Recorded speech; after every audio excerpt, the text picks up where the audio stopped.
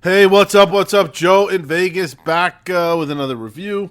Coldplay, up there, probably biggest bands in the world. I think that's a fair statement. Just on a global scale, how long they've been doing it, how many freaking hits they have. My God, they don't just write hits. I mean, Chris writes monster songs. They are the quintessential stadium band. They almost have to play stadiums. Their songs, certain songs, they'll sound good in a theater, they'll sound cool in an arena, but there's something about their songs with 50, 60, 70, 80, 90, 100,000 people singing back, the energy, the lights and the fireworks. They do a really good job, Coldplay. You know, Chris is an artist. You can tell. I've seen them a few times before. I think it's my third or fourth time seeing them. He's a real artistic soul. Forget the songwriting and all that. Just what they do with the colors and the artistry of it all. They are full-on artists. And when you're able to capture, and they have this thing with the bracelets. I don't know if you've been. I mean, it's a new thing. They're not the only people doing it. But I do remember they were one of the first people I've seen do that with the bracelets. It's pretty common now, where everybody comes in, they get a bracelet, and it's all synced to the soundboards, and they're able to control what is going on in the crowd. I mean, those bracelets bring the crowd to life. They took it another step at this show, which I've never seen before. They had 3D glasses for one of the songs, and they told you don't put them on until we tell you, and they put them on for one of the songs, and it adds all these hearts to the crowd. I don't know how it works. It's really probably basic technology, but pretty cool technology. But, I think I posted a video, or recorded a video, I'll try and post it, where I put the glasses in front of my camera and I lifted it up and down so you could see with the glasses there's a bunch of hearts and everything else going on in the crowd, and without the glasses there's none. So, pretty cool stuff. Let me get into it a little bit. So, I love the show, and I'm going to get into the set list in a second. The biggest problem I had with this show, to be very honest with you, was the ticket prices. I want to talk about it first just to get it out of the way. It is incredibly expensive. They are playing 2 nights here in Las Vegas, Friday night, Saturday night. I went to the Friday night show. The face, and when I say decent tickets, they're considered first level tickets, but you're in a stadium show. There really aren't that many great seats. Even if you're paying pretty decent amount of money, you're still pretty freaking far. I'll give him credit. He does a great job. They have a full stage, and then they have that extender, the I forgot what it's called, where it goes out there. They call it Stage B, which is a big circle in the middle of the stadium, and a ramp that goes from Stage 1 to Stage 2. And then they have a Stage 3 in the back, which they do a couple songs at towards the end, which is not really a stage. You're just like this little platform in the middle of a crowd. Chris does spend most of the time in the middle stage, Stage B, and that runway. So when you're buying tickets, keep that in mind, because I knew that. I saw the format before I bought the tickets. But still, I got lucky. It was sold out both nights. I watched StubHub and Ticketmaster resale nonstop because I really wanted to go. And everything I was seeing for first level seats that were half decent were $800-900 a seat. They finally started coming out the day before. I was able to get mine at $600 a piece with the fees, which is $1,200 for 2 tickets, which is a crazy, crazy amount of money to spend on a concert. That's without the parking. That's without the overpriced alcohol and food, the really fucking overpriced alcohol and food. I just accepted. I love Coldplay, and I've said this before in my other reviews. There's a saying I heard a couple months back that I already was living that way, but it kind of really verbalized it for me, which is you want to die with memories, not with dreams. There's something really heavy about that. It's really important now when it comes to concerts because these larger bands are charging so much money. $1,200 plus you're talking probably $1,300-1,400 for an average couple to go see a band like Coldplay. That is a lot of money. I don't care how rich you are. It's still a lot of money. Is it justifiable? That's a personal question. If you have this mentality that life is short and Coldplay is one of your favorite bands and you've never seen them before, yeah, fucking go. If you've seen him for the third time, fourth time, I don't know. I asked myself last night, was that worth it? For me, yes, probably. But I'm right on the fence. If they come back again, I don't know. It really depends on what I'm spending that month on shows. But still, it's a big problem. And it's really interesting because he started the show. And don't worry, I'm going to get into the show in a minute. But he started the show with this speech about renewable energy. And they had these bicycles in the back. And they had this little trampolines on the floor, these kinetic floors, they called them.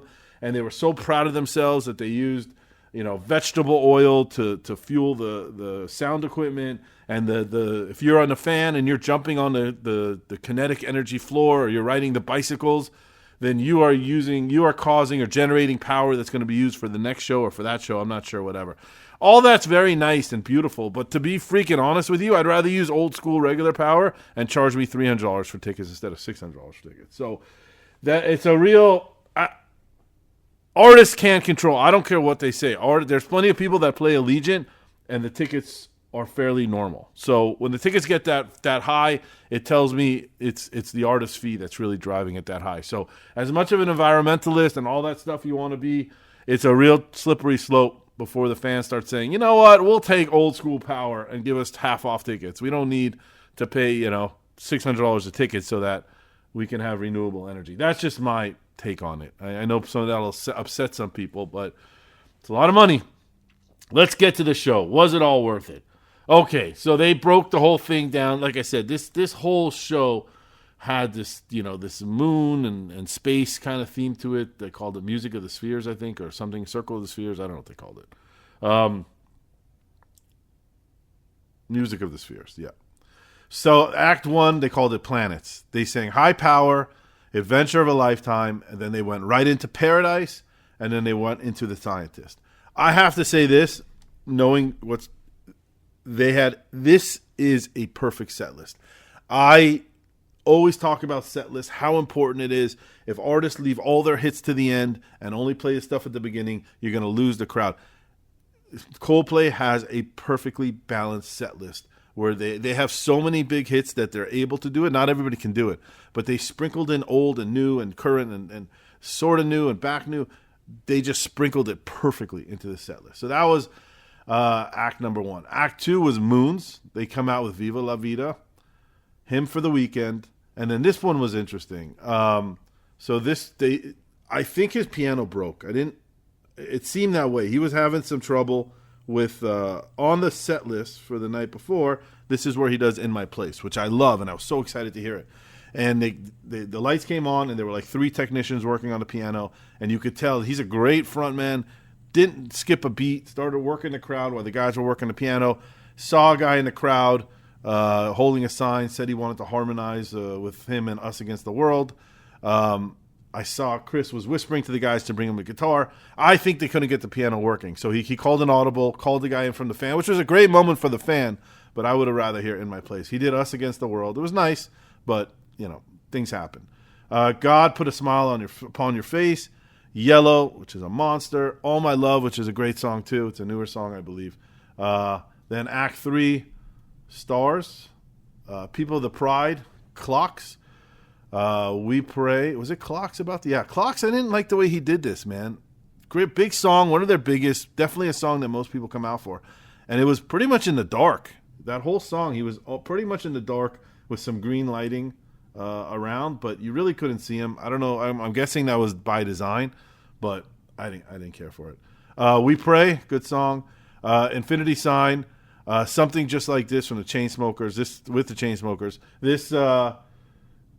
The wristbands really shined in this song. The stadium just went freaking nuts. My Universe, I think that's a BTS. There was a lot of people complain that over the years Coldplay's got more pop music. I hear where they're coming from. They really started collabing with everybody. BTS, Chainsmokers.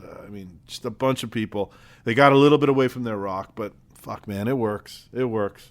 My Universe, A Sky Full of Stars. He actually asked the audience at this point to put their phones down for a song. Also pretty cool.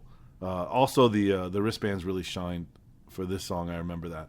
Last act was Home. They go to the C stage in the back.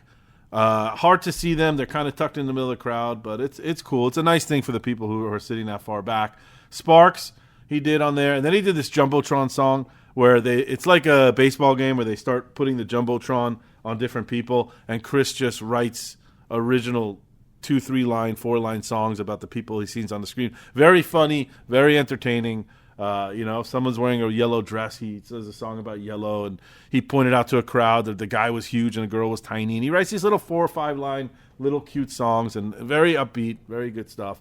And that's right before they go back to the main stage or the center stage, and they do Fix You, which in my opinion, Fix You is got to be one of the top songs ever written. I love this song. It's just thinking about it, I feel myself getting choked up. This song is so powerful and so emotional, and it is everything that Coldplay is in a song. And they have a lot of them, but this one, to me, the way it starts slow, the message it gives, the end is so powerful. I felt like they slowed it down a little bit from the original, especially the end part, which it didn't feel as powerful and as like it gives you that punch that the original does, but it still was amazing.